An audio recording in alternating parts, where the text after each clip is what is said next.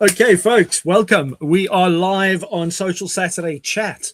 And with a little bit of a difference this week, we have got some of our other co hosts joining us later, but this is one of our first in a series of guest speaker slots because we're going to spice things up a little bit.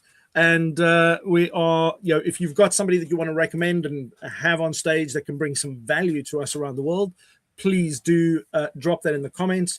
But it's another Social Saturday Chat, and I was looking the other day, and it's well over 200 and something episodes that we've done now on a weekly basis. And this week we are joined by the wonderful Andy Edwards. I'm going to do an introduction in a second, but I'm just going to make you wait a little bit with anticipation before I introduce Andy and get my co-hosts to quickly introduce themselves. And this week's topic I will comment on afterwards. So, Joel, I'm going to start with you with a quick intro, and then we'll go to Felipe, and then I will do the honors of the intro for Andy. You'll do the honors, yeah, okay. Hello, everyone. My name is Joel, and I run a business based around helping people who are on the spectrum, or indeed helping the world see, probably more my angle, helping the world see how valuable people on the spectrum are going to help them with their everyday lives, just make better stuff. I'm not going to say the other words because we are live. So I'm also a musician, where my creativity comes from, and I'll be in the US in 3 weeks time on Sunday. Looking forward to meeting a large number of you over the next 3 weeks, which I'm there. Back to Mac, and then on with everyone else. Awesome stuff. Thanks, Joel. And yes, we are looking forward to the US leg of this year. Felipe, over to you, my man. Well, thank you, Mac. And welcome, Andy, and everyone in the chat. It's great to see everyone. For those of you who have not had the pleasure of meeting, my name is Felipe Cofino. I'm an HR executive for 3 decades now, and very passionate about just really improving the workplace through workplace culture, through recruiting, helping people find the right jobs with the right culture with the right company. And I do that a lot through my employer, but also through Cofino Consulting, where I do offer HR services for training, recruitment, and workforce strategy. Outside of that, I am also an author in the LinkedIn Top Voice. And of course, it's because of these amazing people here that I collaborate with, like Mac and Joel and everyone, where we get to shows to give back and share our insights, our experiences, what we've learned, so that y'all don't need to repeat the mistakes that we've made. I do have shows that I run weekly, or bi-weekly, I should say. I have the Workplace Wellness Hour, which is every other Monday. And then I have Careers Casting Coaching, which is every other Sunday at 11 a.m. That's tomorrow. And I have my quarterly Future Ready Voices, where I interview CEOs, C-suite leaders, HR professionals that are looking to really talk about the future of work and how it's changing and what we can do to be proactive versus reactive. And that's coming up next Friday. So I got a lot going on this week, very busy, but it's always a great part of my week to join the Social Saturday Chat crew. And if you're not following the Social Saturday Chat page on LinkedIn, do me a favor. Go to our page, hit the follow button. And after you hit that follow button, hit the little bell in the top right-hand corner so people get notified of all the events that we do every week, but also the events that the other co-hosts do as well. And if you want to check out some of our past episodes, go to your favorite podcast, Google, Spotify. Check out what we've done with the amazing people that we've interviewed, like Andy today, the great topics we've tackled, and the amazing networking events where we have met phenomenal people that have gone on to do amazing things. So check us out, and we look forward to your comments and for you joining us on stage later on. Back to you, Mac.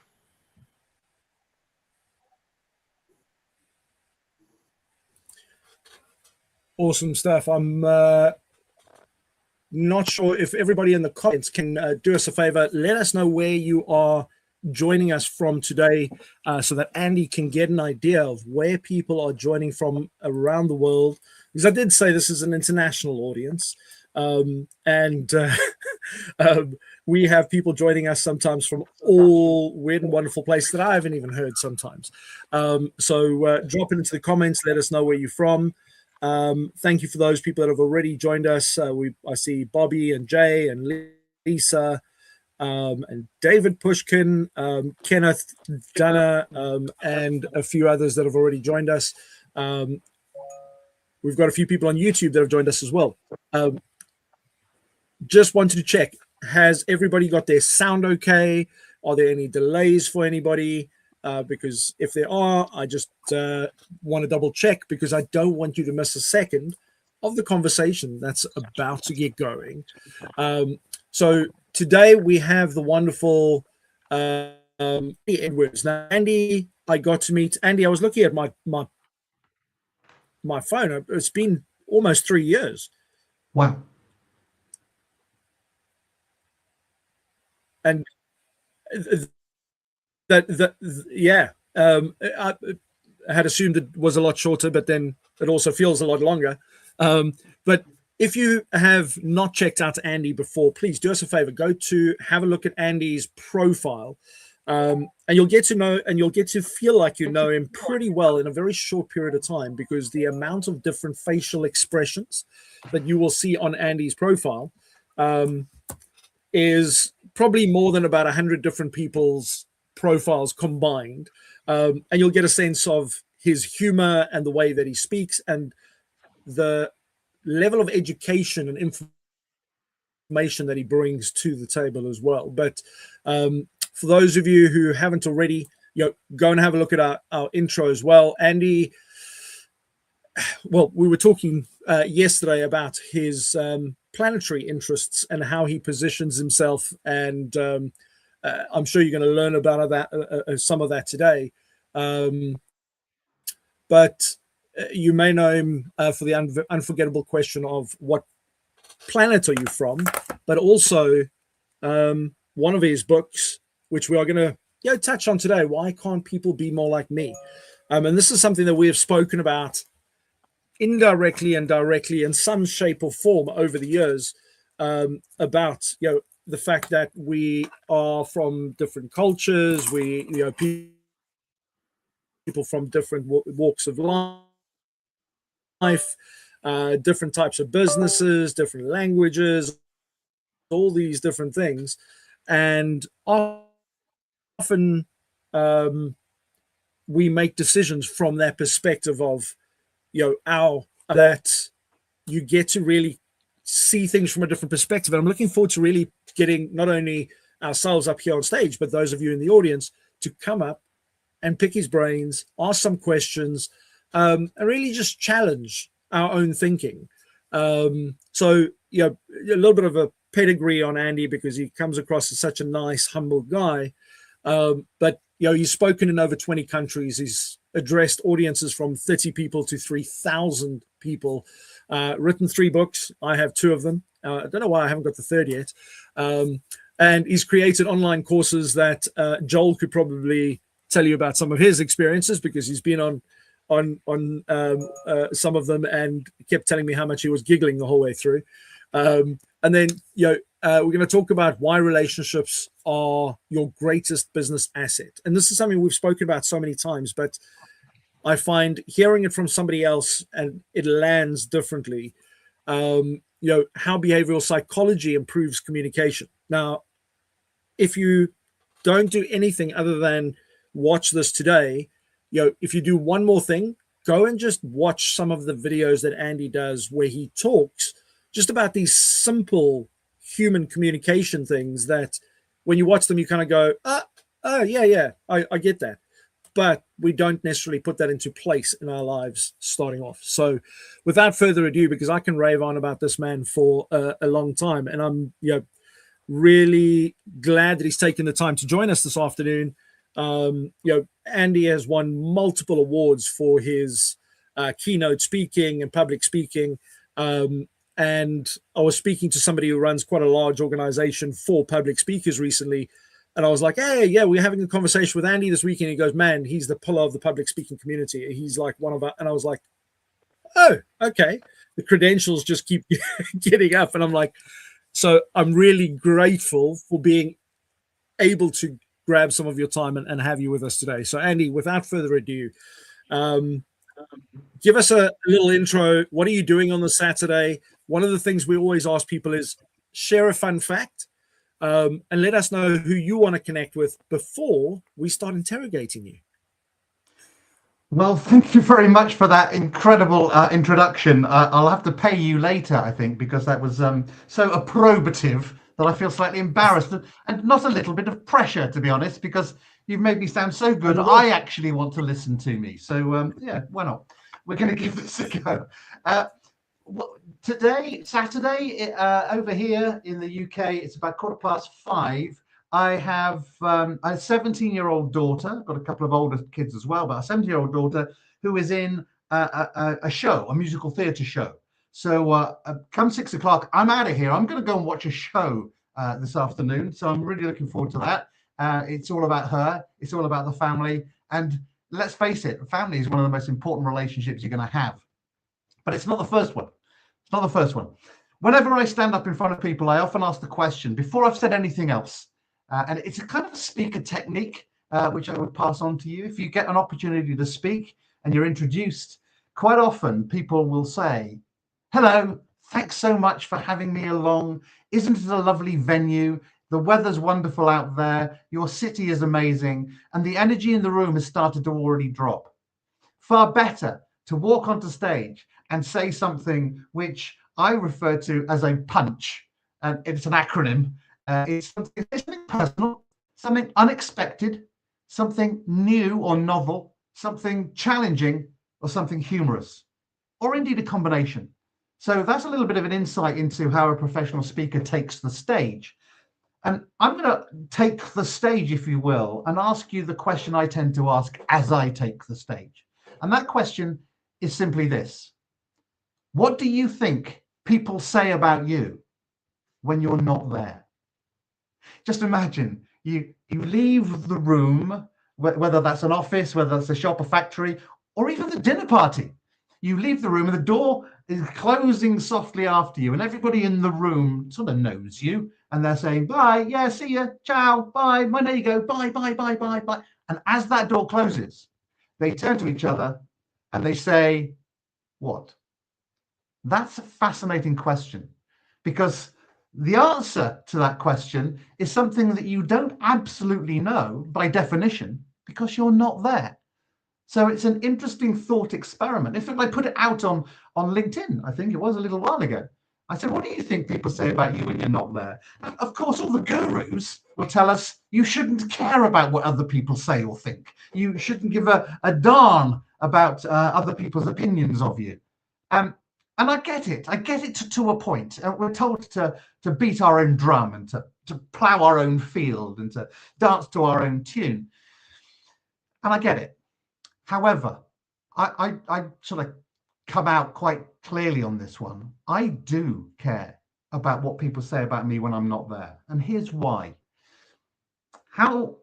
What people say about you when you're away, not there, as you've left the room, will be a product of how you have made them feel. Your impact upon them, basically governed by your behavior in front of them. Now, as a behavioral psychologist, that is meat and potatoes for me. So the idea that people will refer to you when you're not there by virtue of the impact you've had on them because of the behavior you have manifested in front of them is fascinating. Now, I would prefer, it doesn't work every time, of course, but I would prefer people say nicer things about me than nasty things about me. I mean, my wife's in the other room talking to some people at the moment. I hope they're talking about me for a start, of course, but I'm also hoping that they're saying nice things about me. I want my family to say nice things about me. I want my friends to say nice things about me because I want them to feel better about having met me or having seen me that day. I want people to think of me in a more positive way than in a negative way or even a neutral way. So what I try and do is I try and put into people's minds, what is the impact you're having on other people? And why does that matter? And it certainly matters in a work environment, because ultimately we've all got to play nicely together. And in that work environment, if you are aware of where you impact others, your behavior, your style, if you will, and what other people will find different or indeed similar about your style, then you can start to establish kind of the distance between you. If you know where you start and you know where somebody else is by virtue of the same sort of measurement, then you know the distance between you, and you can adapt and or connect with that person in the workplace so that everybody is playing nicely together. And of course, which is why I wrote the book, Why Can't People Be More Like Me? Because I've actually heard a lot of managers and leaders say those very words. They used to say to me, Andy, if I could recruit a set of me's, if I could have a team of me's, then this would be an easy job to do. And I kind of look at them and I'd say, well, if you had a group of people who all thought, felt, said, and did the same thing, then wouldn't some of them be unnecessary? Is not the value in the difference that we have between us? And that's the bit that I love talking about. Does some of that make sense, Mac?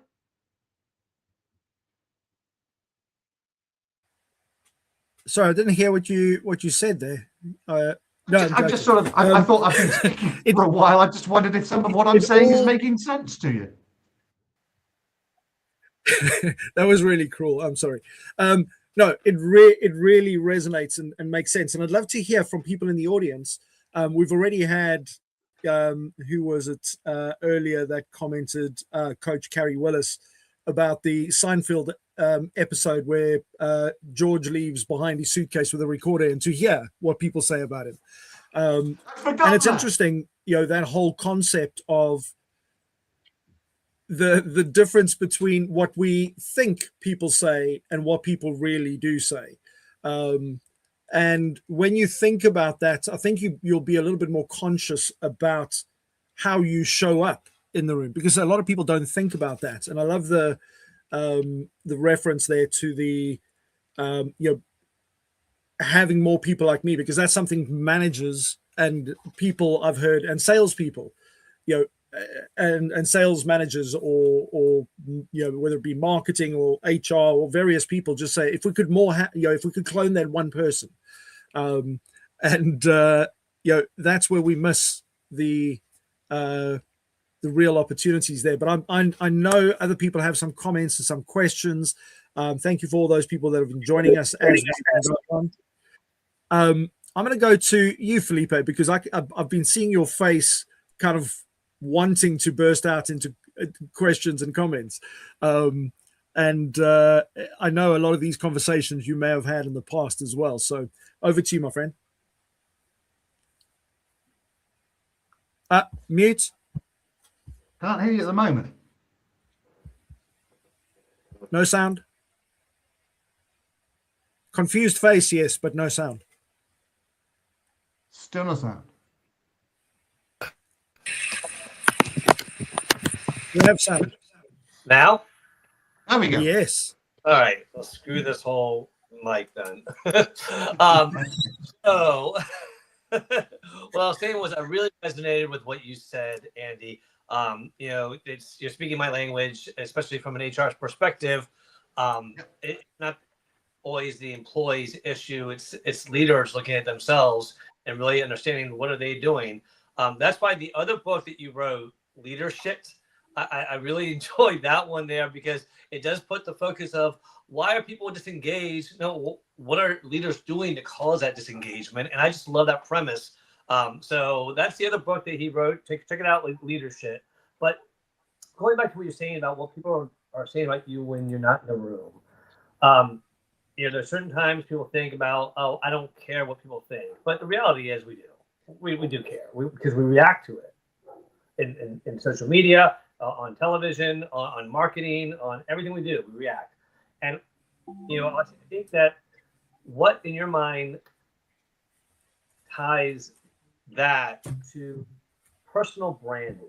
Because I always say personal branding, you know what your personal brand is when people are talking about you when you're not in the room.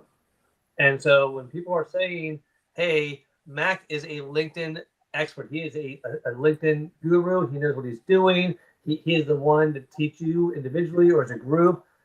And Mac's not even in the room. Or I always mention co-host mine, Melissa Houston. Her thing is always about, she documents. She always tells people document and then act. That's her thing that she promotes. That's part of her brand. Now, also, it could go the other way. Oh God, somebody's horrible at LinkedIn or someone's horrible at advice. That could go either way, and you don't always hear that. But I'm just wondering, what similarities do you see between this and personal branding? Yeah, massive amounts of crossover. If you think about a brand, it is only something that inspires a relationship. It asks you to notice the brand. It asks you to engage with it, build rapport with it, develop that relationship with it, get comfortable with it, such that that brand provides a result and you provide the brand with a result. And we're no different. I think we have to be authentic within whatever we are branding ourselves as. And I'm a great fan of psychometrics, the idea of, which by the way means measuring the mind. I couldn't, for instance, have a brand that was detail conscious. I couldn't have a brand that was morose or serious. I couldn't have a brand that was all about having to prove things. I couldn't have a brand that was looking at the negative rather than the positive. But I also understand that there are people whose brand would be perfect for that. So I've got a good friend who's a chartered accountant. This guy is serious. This guy looks a bit miserable half the time. This guy is happy with spreadsheets. And the whole purpose of it, his personal brand, his work, why you'd go to him, is because he does find the things that are wrong. So it needs to be authentic to one's personality.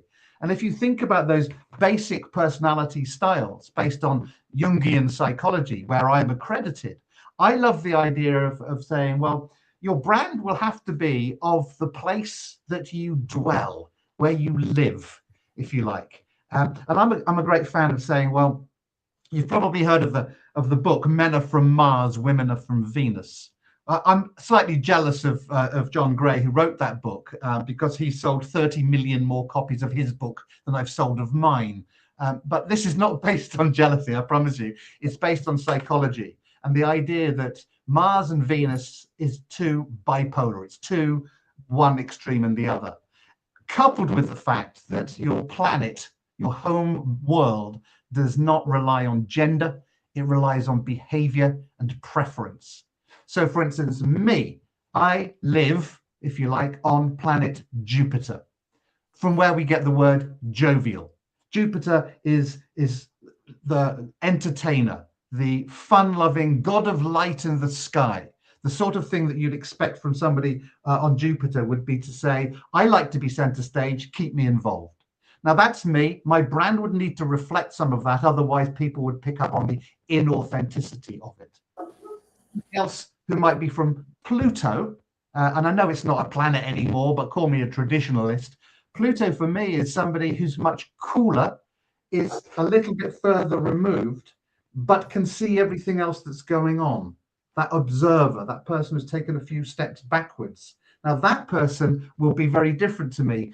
Polos was the god of intellect. And these people are the ones that are very keen on the details and process and make sure we're going to get it right rather than have to put it right. And then, of course, may I ask a question? Yeah, would someone from Uranus be an ass? It's always the great joke, isn't it? When I was a 14-year-old schoolboy, as soon as ever I found that there were rings around Uranus, we did have to have a titter, didn't we? We had to have a laugh. But I love what you're saying, because I think that it is something that, and I want to make sure people understand that we're talking about personal brand, not a brand logo. A brand logo is not a human being and does not have personalities or behaviors per se. It really is about that.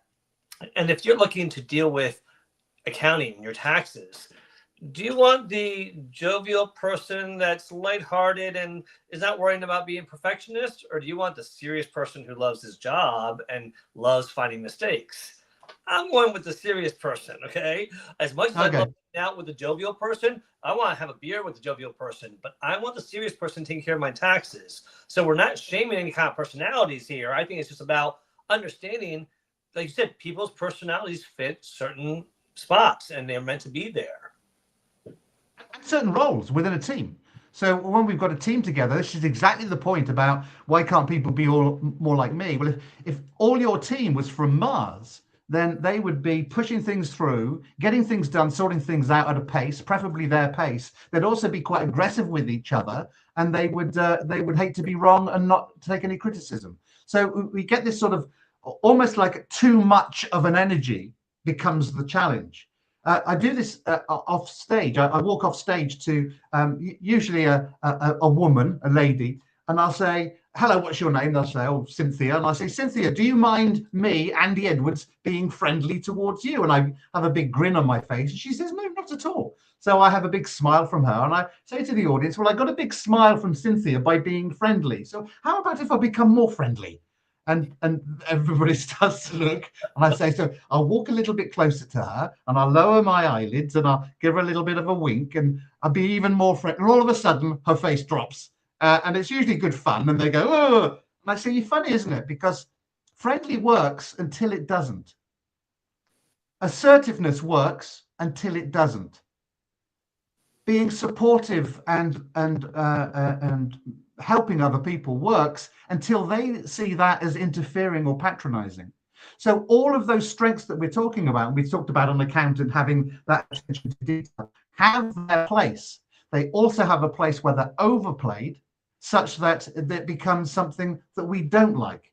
And the less like that behavior we are, is the extent to which we don't like that behavior. The deal here, of course, is to become an astronomer and go and check out what's happening on other planets and recognize that these are valid ways of doing things in the right contexts and in the right moments and for those right brands. And everybody has to be authentic within that. And once you understand that, you might even buy a holiday home on another planet, which is something you come to. I'm quite happy on Mars occasionally. I prefer Jupiter, which is the jovial fun. I like Mars, which is getting stuff done. There is a third planet for me, which is Venus, which is very lovey and very supportive and very loyal. Now I can go visit there. I can beam across there occasionally, and I can make a good fist of it. But you put me on Pluto, and the Plutonians will look at me and say, "Well, welcome. It's great to have you around, but you're new around here, aren't you? You kind of don't belong." And we do understand that, because we superimpose, if you like, our behavioral norms on other people. And we look at them and we say, "Well, I wouldn't have said that. I wouldn't have approached things in that way. I wouldn't have done that in that context." And all of that judgment, because that's what it is, happens at an unconscious level, so that we end up with a feeling of negative difference. I wouldn't have done that. They must be wrong. And it's unconscious feeling. We get a feeling about somebody, and it's usually because they live on another planet and their behavior is literally alien to us. The deal here is to actually go make friends with the aliens. I love that analogy, because specifically because you talk about visiting the other planets. You're not stuck on one planet and that's just who you are. You can visit the other planets and enjoy it for what it is. And I think that that's where you learn. And I'll end with this, because I want to go back to Mac, and I know we have David Pushkin up here as well, is, one of the things that I learned early on in my career was be okay with people challenging you. And so every team that I have, whether it's team of 3 or team of 10, I tell them every decision I have, feel free to challenge me. Challenge me, tell me your ideas, tell me what you think could go wrong, what could be better. Be respectful, and at the end, support the final decision regardless of what it is. I have changed my mind probably at least 35% of the time, because people have challenged my ideas and came up with a better idea. I think we are not all going to think differently. I can't think exactly like you do. We're not the same person. So why wouldn't I invite someone to really give me a different perspective and make sure I'm looking at it? And that's I think the brilliance of just making sure that you're not surrounded by people just like you. So I love that. Thank you. And I'll hand it back over to you, Mac. I kind of was lost for words for a second, because that distinguishment that you made between staying on our planets versus visiting other planets is such a important thing to take a few seconds and just kind of rest on. Because one of the things that really frustrates me in life is, and Andy, feel free to tear me down on this if it's not normal, but when people say to me, it's just the way that I am, if you don't like it, lump it. And I've heard that from individuals in time where it's like they've made a finite decision that they're done with learning, with growth, with accepting anything else outside of what they've learned to a point in time. And for me, that normally is like red flags, alarm bells. But at the same time, it's just also you're going to miss out on all these things because of. I mean, before I go to David, and I can't wait to introduce David to you, because when you hear his voice, you'll understand.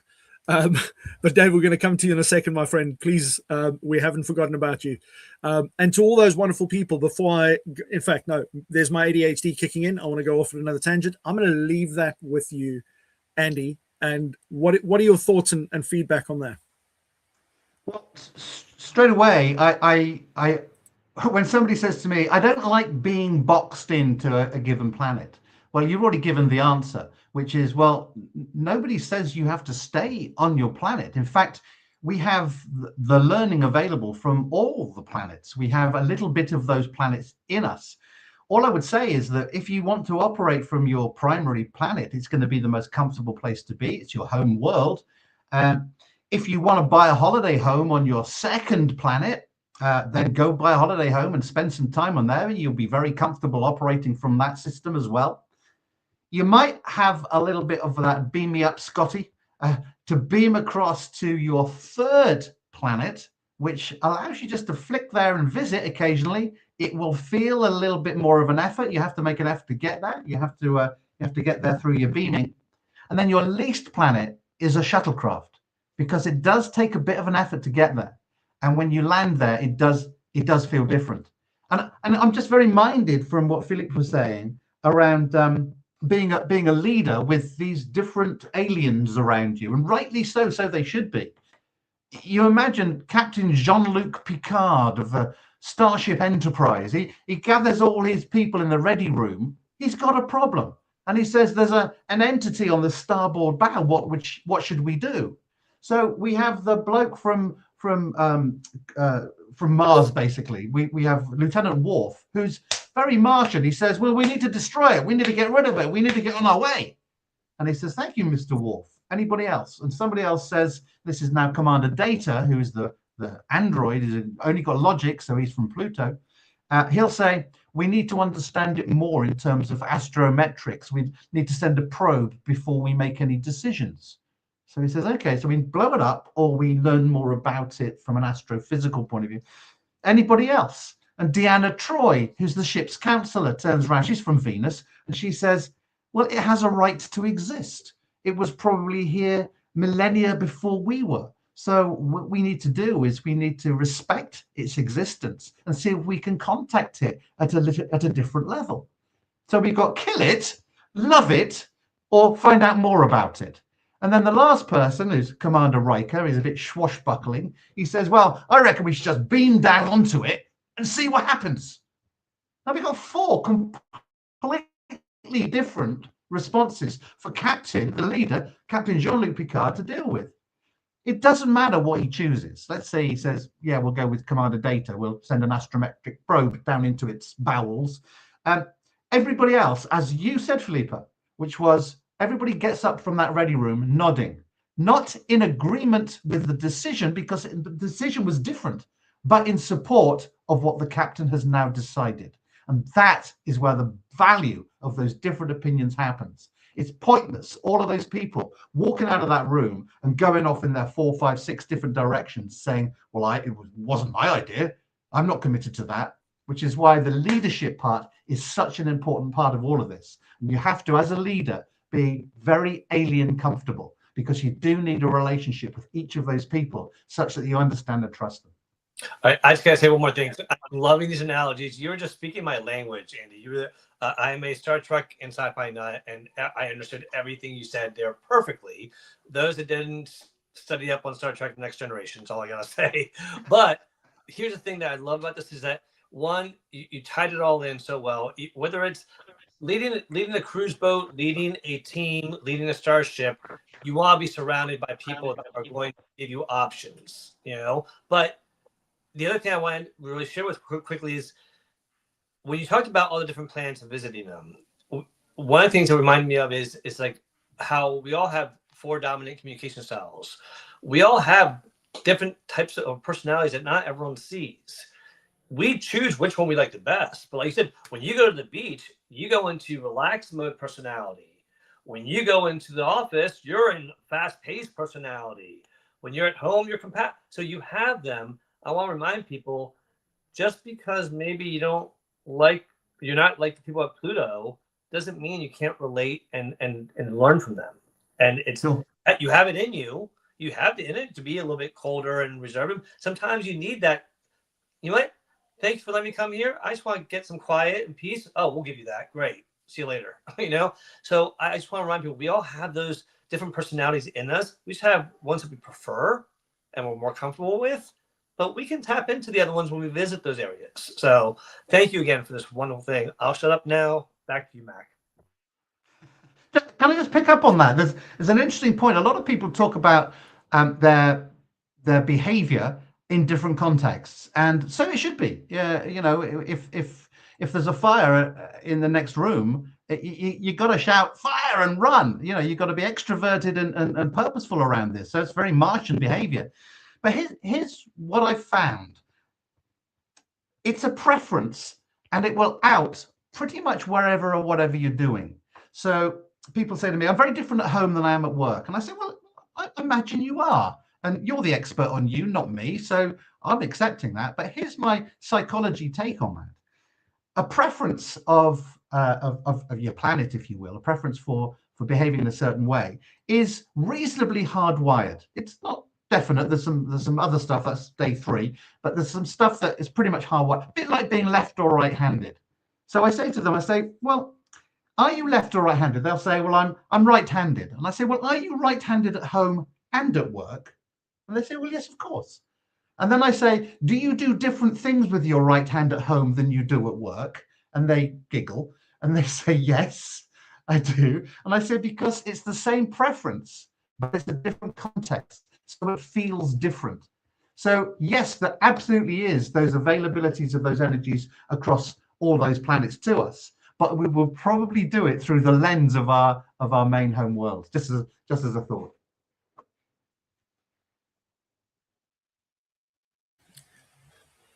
I was silently laughing there because of the fact that, was it Jackie, and asked a very similar question to exactly what you just explained, with the fact of the planet types, personal versus professional.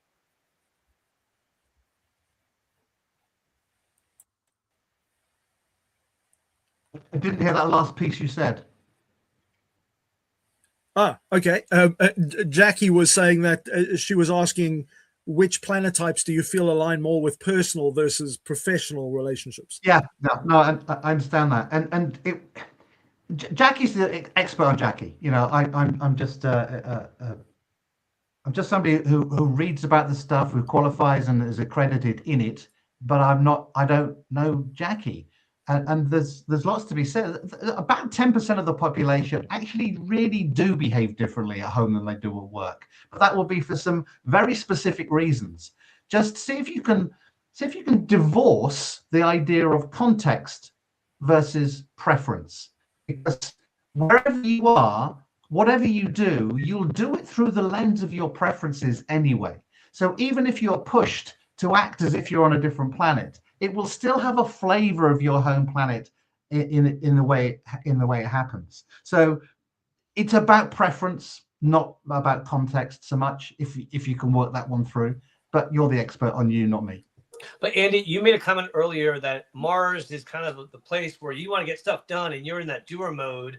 That's the place to go. And if you want to relax, maybe Jupiter, maybe Venus is more like the personal vacation spot. And I think that's maybe what she was kind of asking. Is that kind of fair to say that Mars is more of the get work done and more like the professional planet, and Venus Yeah, vacation planet? no, absolutely not. Because Okay. you can be professional. You can be professional and not be Martian.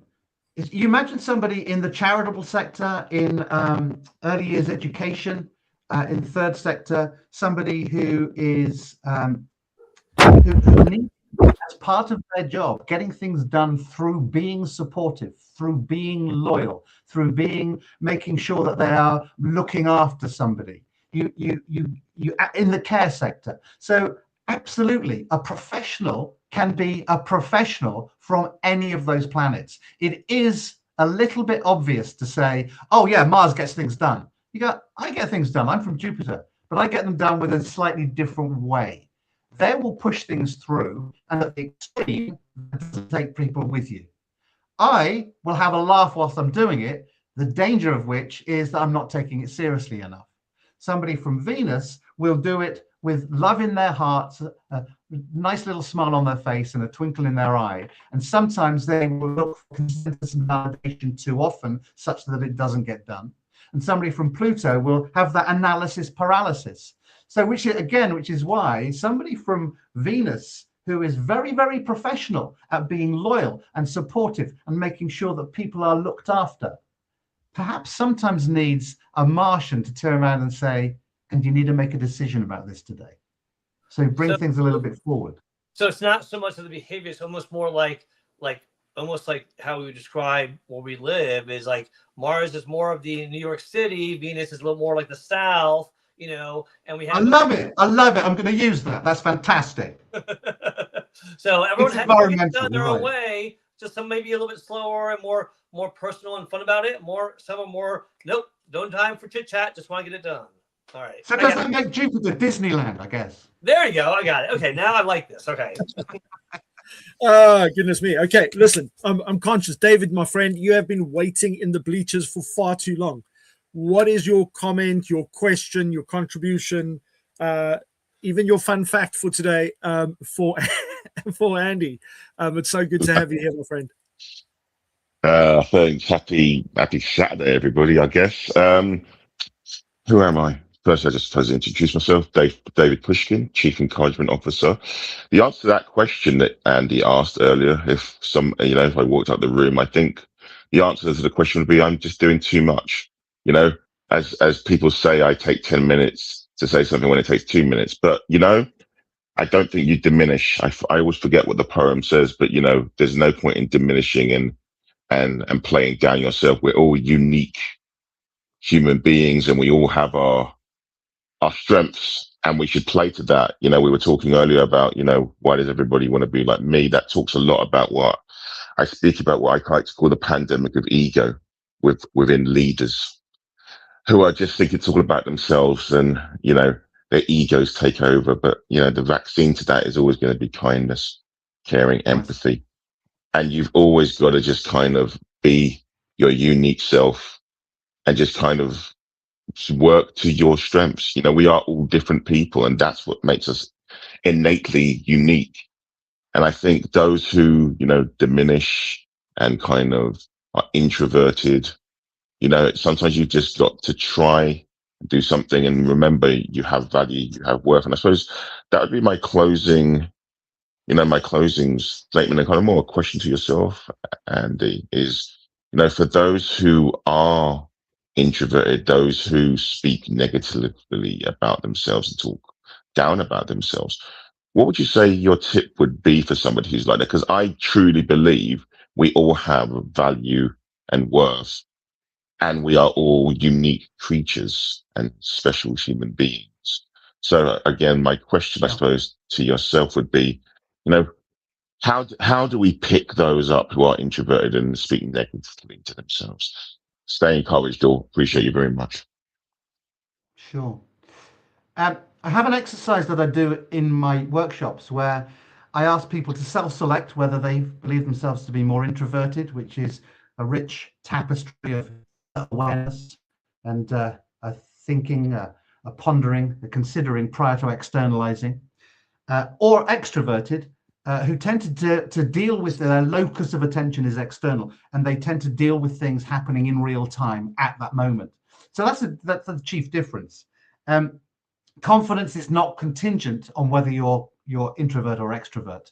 It feeds in, absolutely, but it's not contingent. There are plenty of introverts who are supremely confident. You imagine, you're not from the UK, I don't think you're from the UK. We have a broadcaster called David Attenborough, who is supremely confident. He whispers rather than presents, and everybody hangs on to every single word. But he's very introverted, and he won't have a laugh, he won't have a grin, he'll smile occasionally. But none of this is contingent on whether you're an extrovert or an introvert. What I would say is that each of the colors has their own crisis of confidence. So somebody who's got a lot of red will say, or from Mars will say, okay, so it sounds like I'm the sort of person who's going to be a bully, who's going to go and stamp on cats, and who's going to bang little old ladies on the head and nick all their money because I'm aggressive and I'm a bit of a monster. And you go, that is available to a Martian. Of course it is. That's the kind of behavior that a Martian would quite easily slip into, given the pathology. But you don't have to be that. You can be the person who's leading from the front, getting things done, moving things along, and be the one that everybody else chooses to follow because you seem to be supremely confident about the next step. Yellow, Jupiter will say, well, I might as well just forget everything because nobody's going to take me seriously. Everybody thinks I'm just being flippant and stupid. You go, that's available to you as a Jovian. Of course it is. Or you can be the one that offers perspective, throws things forward, brings a little bit more of a perspective from a creativity point of view, a sudden brilliant idea. You can do that as well. And if you are thinking of yourself in a negative, then you will lose your confidence. Step into who you are. Venus, oh, I might as well just lie down and let people walk all over me because that's what I'm good for. I'm not going to stand up to anybody because I'm so scared. You go, that's available to you, Venus. But you certainly don't have to be that person. You can be the one with deeply held values who point what those values are out to other people and draw those lines and say, we don't go beyond that. That is not acceptable. And those values are beautiful. So make sure you lead from that authenticity. Pluto turns around and says, well, keep me away from people then, because obviously I need to be stuffed in a corner with a spreadsheet. You go, that's available to you, Mr. Plutonian or Mrs. Plutonian. And, or you can be the person who very quietly, very purposely, and very clearly and confidently suggests a contingent. Or are we sure that? And have we made sure that this is in place? All of those strengths, if you know you've got them and you play to them, then it doesn't matter whether you're extrovert, introvert, thinking, feeling. It doesn't matter where you are on that spectrum or those spectra. It matters that you know who you are first and you're confident with that. And you also recognize the differences between you and others. Does that make sense? Definitely. Perfectly makes sense.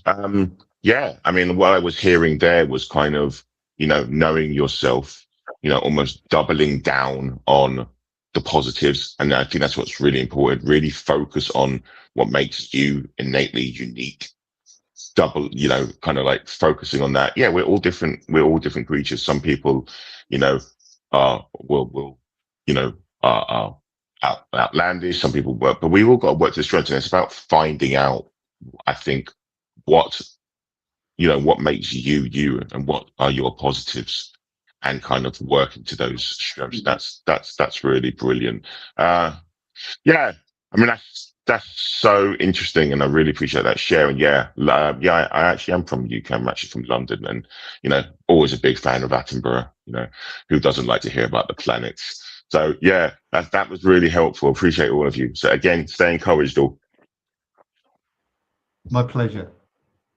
Thank you. David, thank you so much, I- my friend. You always come and ask thoughtful questions. Andy, go for it. I was just going to say that picking up on that, it's, you know, none of the planets have supremacy over any of the others.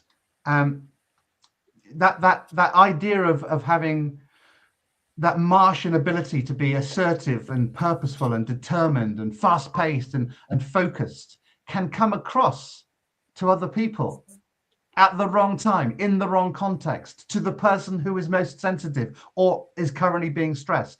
All of those wonderful things can come across as controlling and domineering and dismissive and aggressive and impatient. And whereas I, from Jupiter, can be enthusiastic, expressive and spontaneous and energetic and fun-loving. But to somebody who's not like me, or somebody who doesn't like me, that's manic, that's frantic, it's impulsive, it's attention-seeking, and it's chaotic. Our friends in Venus will say, well, our strengths down here are supportive and cooperative and caring, we're considerate, we're empathic. And you say, yeah, but done in the wrong time, at the wrong place, in the wrong moment. You know, there's a fire and all you want to do is sit down, have a cup of tea and talk about it. No, that's compliance, that's submissiveness, that's hesitancy. You come across as disapproving and stubborn. Whereas Pluto, our analytical friends who are cautious and logical and rational and formal, at the wrong point, they can come across as pedantic and skeptical and unemotional, cold and remote. So it really is, as we were hearing from David, really, which is to step into not only the good version of you, but understand when other people might start seeing the negative version of the very strength that you're stepping into. So it's really ties in with what you said earlier, Mac, which is not, well, this is me, you got to put up with me. It's, this is absolutely me, and I'm aware of you too. And that's the difference. So I for instance, I set the table for my kids, but all of them are left-handed. And I set the table with a knife and fork round the wrong way. Of course, it's not the wrong way. It's the perfect way for them. Not my way, it's their way. And if you look at what that actually takes, there's very few calories are burnt in the action of making sure that that fork is there and that knife is there rather than the other way around. It's not hard work. The work has already been done. And that work has been to understand their preferences in the first place. Then I can play to them very easily.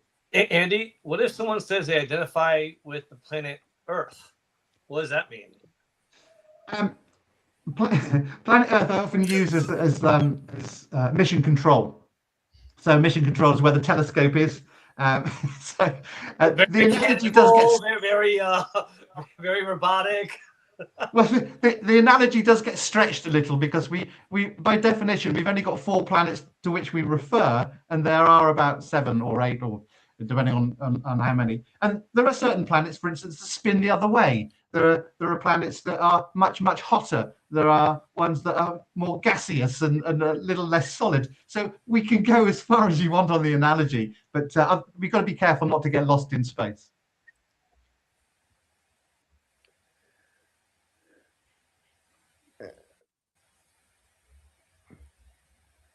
I love what Liz is saying. If we were all the same, that would be very boring. Again. Sorry, I was just looking at what Liz was saying. If we were all the same, that would be very boring, tailoring conversations to different color or planet personalities or different types. Absolutely. And that variety really is the spice of life and the spice of something I call relationomics. If you've got the right and most businesses say people are our most important asset. And you say, well, if they are, then invest in those relationships, build those relationships, make sure that you create and build the relationship, sometimes repair the relationships, because when you get the relationships right, the economics of the organization will follow. It stands to reason that there will be fewer misunderstandings, there will be higher productivity, there are all those wonderful things based on a trusted set of relationships from the different planets and the different gravity pulls and pushes. And you have to be the master astronomer, perhaps on planet Earth, doing the HQ bit, making sure that everybody is dancing across the solar system or orbiting around the same sun, basically.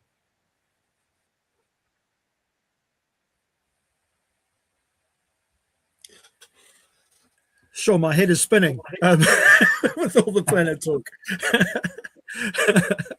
But I'm hoping that we've given people a bit of a flavor of the fact that things can be different. We can approach things differently.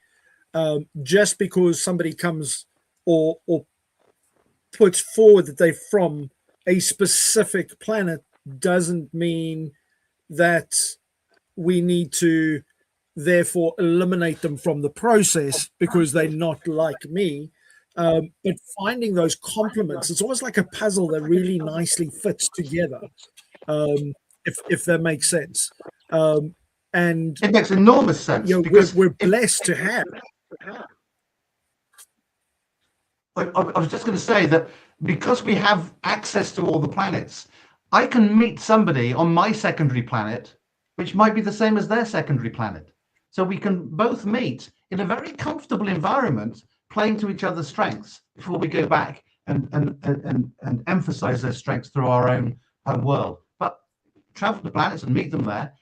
Sometimes it's useful to go to the planet that you are least like, just see what it feels like there. Perhaps then have a road trip with them. Come back to yours and let them see what it's like over your place.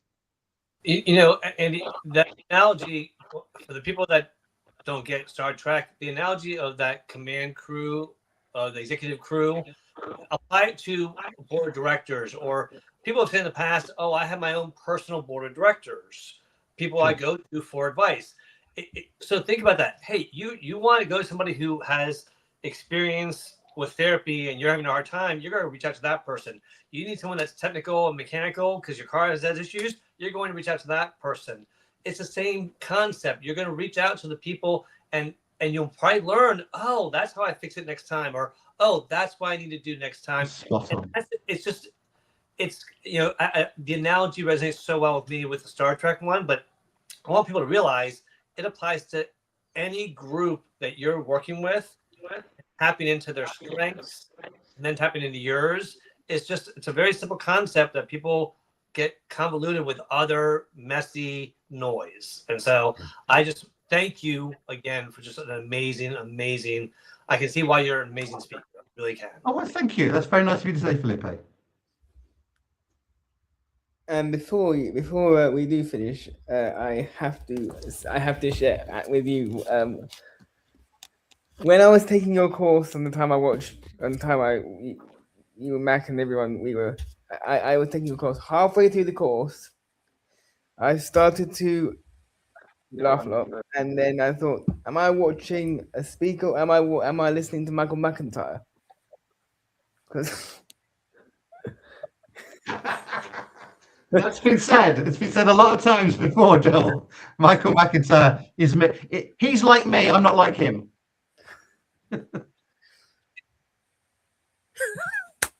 Well, here's the thing: is not only does Andy bring value and education, but he can make you laugh at the same time. And how many people can say that when it comes to doing an online or some form of course where they actually get to laugh all the way through? And for our American friends listening, Felipe, were you going to say something there, my friend? For our American friends who are listening, if you do not know who Michael McIntyre is, you are missing out on a hysterical comedian. He has his own show. He does stand up. Pull him up on Instagram or whatever. You will laugh your butt off. He's just very relatable. Even though if you're American, he's in London, doesn't matter. He's relatable. Watch it. It's good. Sorry, I don't know why. Michael called me and said, "Hey, can you promote the show?" I'm conscious. We had a bit of a sound disconnect there for a second. I think my planet is pulling away from some of the others when it comes to the synchronicity of time. But that's one of the things that we also need to realize is that because I had this conversation with my wife the other day, because sometimes I'll stop because I'm conscious. Sometimes I can easily just I can just like throw out a comment. So I'm kind of trying to be a bit more. Okay, let me think about it, really process it, and then give an answer. But you've got to be careful on that timing. Just like with a comedian, if the timing is wrong, it all falls flat. just like taking too long to respond to an important question can also be a dangerous thing, as I have found out. But it's really important that today we have had so many people just in the comments, and Andy, before we kind of conclude and everybody wrap up and you share how people can get hold of you and what's the best way people can work with you and those kind of things. I just wanted to give a shout out to we've literally had I don't know, I think well over maybe a couple of hundred comments here. But thank you for people like Jackie and Melanie and Jason, Coach Carrie Willis, Joe Caruso, our wonderful pizza loving friend from the US. And we've had Jay, who's a regular. Bobby, thank you so much. Sorry we didn't get to all the questions. Let's have a look over here. Merrill Cass, who, if you don't know Merrill Cass, he'll get into your DMs and he'll let you know about all the important events around the world. Still don't know if somebody's heard his voice, but nobody's ever seen him live. He's like one of those really rare birds that people go around the world trying to find.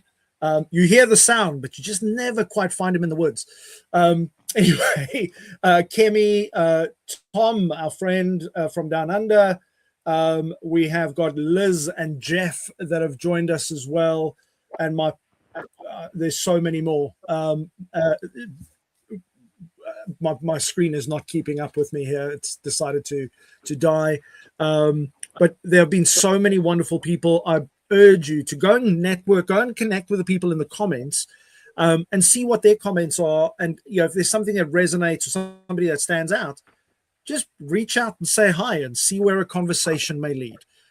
I have found these wonderful co-hosts. Unfortunately, Martha is currently traveling and Ian is busy with far too many things that he does. Oh, Martha, no way, she's coming on last second. Wow, the name is there we go. Hey, friends. I know I'm late. I had to drive from where I was at. I'm going to let Martha just introduce herself. Hi, yeah. So right now I'm in San Francisco. This is Burlingame, but we're right by San Francisco International Airport. So just a little view from where I'm at right now with Teddy. For friends that don't know me, my name is Martha Lobo-Samaya. I'm the founder of Connect Impact Hub. We're on a mission to end homelessness. And we're here today because we're dropping my mom off at the airport.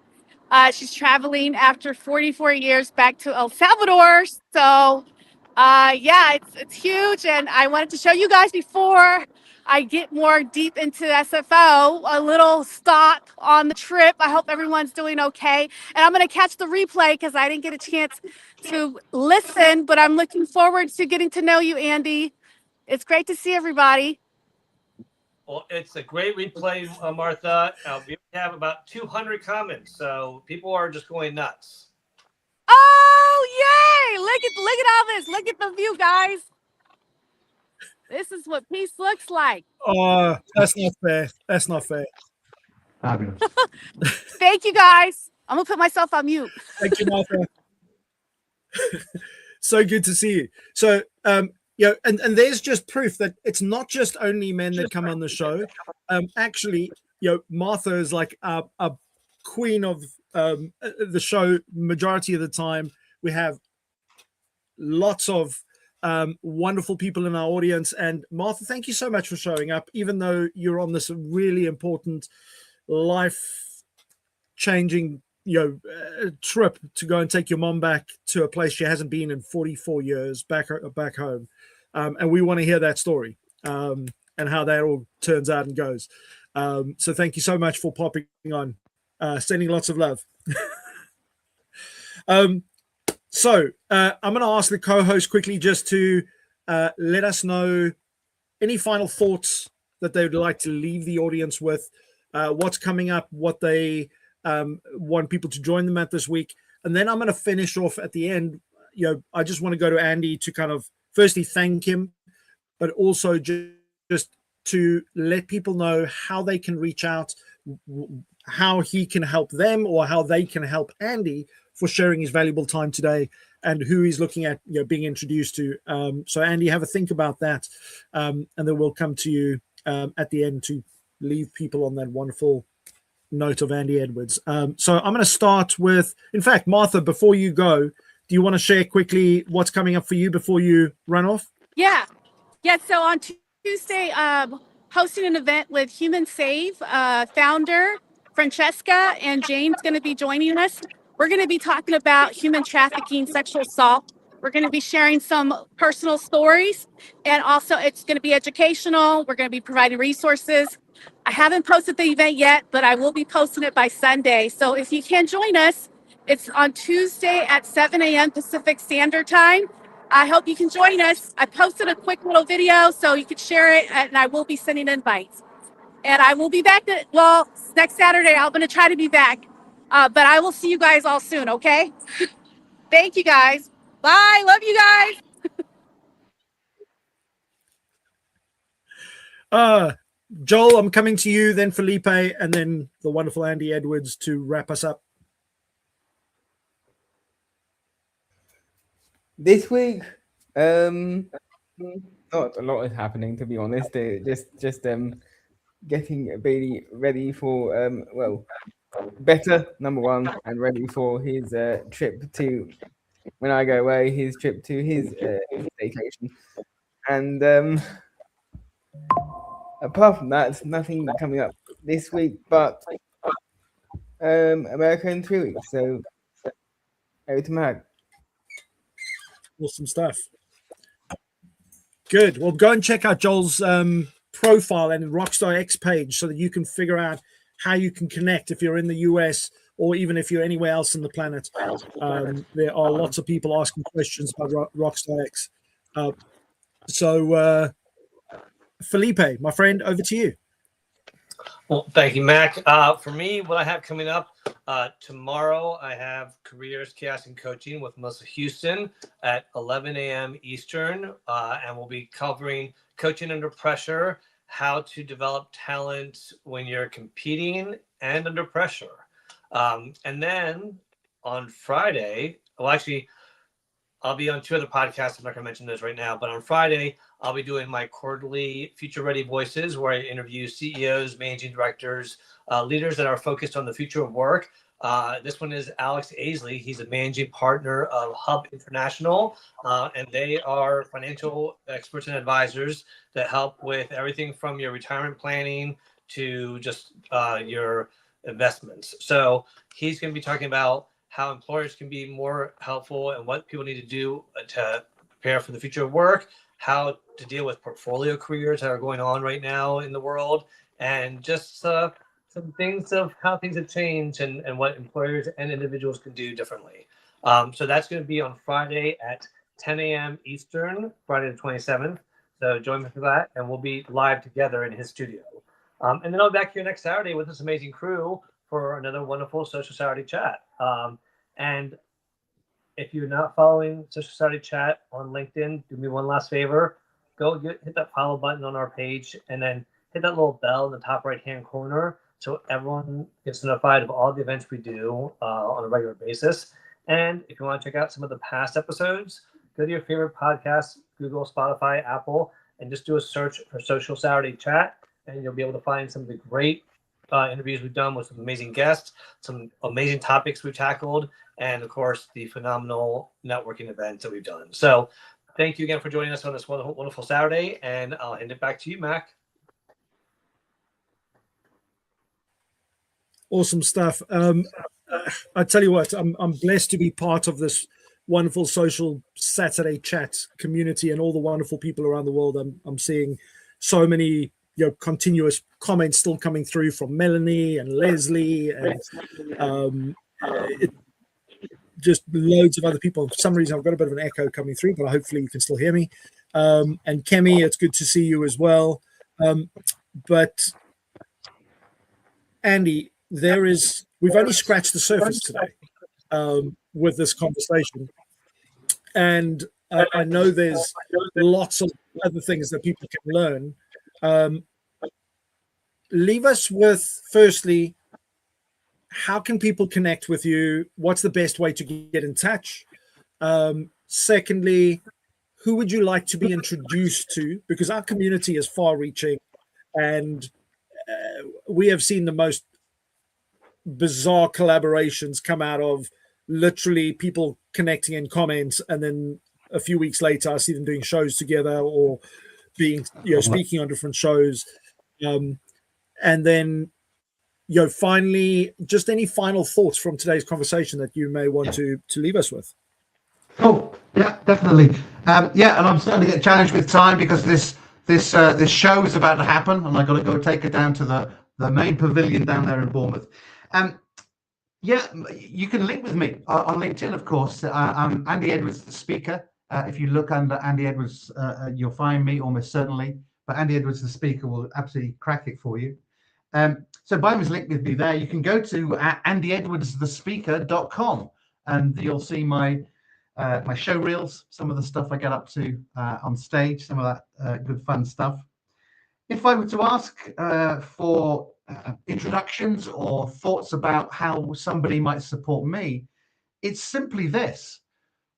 I live and I eat by virtue of how many times I get up in front of people and speak. So if you have any conferences that you get invited to, whether or not you go to them, as soon as you get invited to a conference, let me know what that conference is, so I can just drop them a line and say, hey, somebody's just mentioned the fact you've got a conference running in a few months' time, next year, whatever it is. I'm a professional speaker. I'd love to come and speak to you about some planets.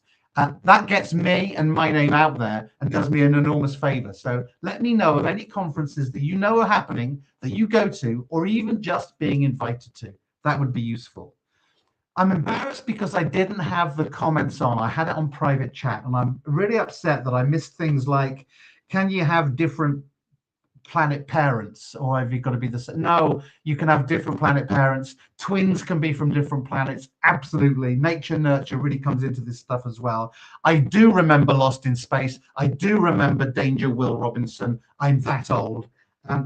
One thing I do want to push back on, a couple of people have mentioned, introverts are not extroverts in waiting.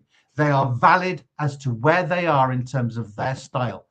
If they choose to occasionally let their hair down, let that be a visit of a planet. They don't have to be anything other than who they are. So I just wanted to push that on as well. Thanks, guys, for listening. Hey, doggy. Amazing stuff. Thank you so much, Andy, for being with us today. Go and check out our Social Saturday chat page. Make sure that you follow. If you are coming in at the end of this conversation and wondering what the heck are they talking about today, what do they mean planets, have I joined the wrong conversation, go on to LinkedIn, hit the replay. If not, go onto YouTube, hit the replay. If not, go onto my Facebook, hit the replay. But hit the replay. And come back and comment, and we'll come back and answer afterwards. But let us know what stood out to you. What did you learn today? Or maybe even what questions kind of have we left you with, in the comments below. Go and follow and just go onto Andy's LinkedIn profile or anywhere else. Just do your research. Just search his name and you'll find him everywhere. Go and show him some love by hitting the follow. 3 books. I won't show you the other one. I won't mention the other one. I'll just show you the picture. Some of you have heard of that top word because you've been managed by some of those people in leadership. Anyway, hashtag leadership is trending. Absolutely. Andy, you better get to your show, my friend. Thank you so much for joining us, everybody. I do need to go. Wish you all a wonderful Saturday, and we'll see you next week, same place, same time. See you again. Bye. Say bye, Copper.